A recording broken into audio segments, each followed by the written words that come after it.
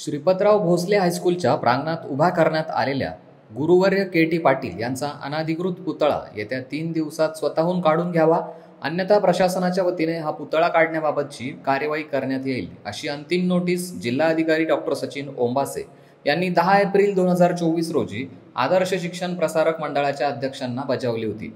परंतु पुढे कोणतीही कारवाई झाली नव्हती. 8 दिवसात पुतळा न काढल्यास मुंबई उच्च न्यायालयाच्या छत्रपती संभाजीनगर खंडपीठात याचिका दाखल करण्यात येणार असल्याचे सत्यशोधक तसेच माहिती अधिकार कार्यकर्ते बाळासाहेब सुभेदार यांनी जाहीर केले होते.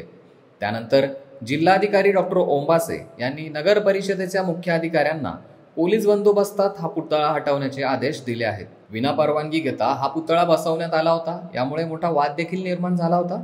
मात्र आता हा पुतळा हटवून तो हटवण्याचा खर्च आदर्श शिक्षण प्रसारक मंडळाकडून वसूल करण्याचे आदेश देण्यात आले आहेत.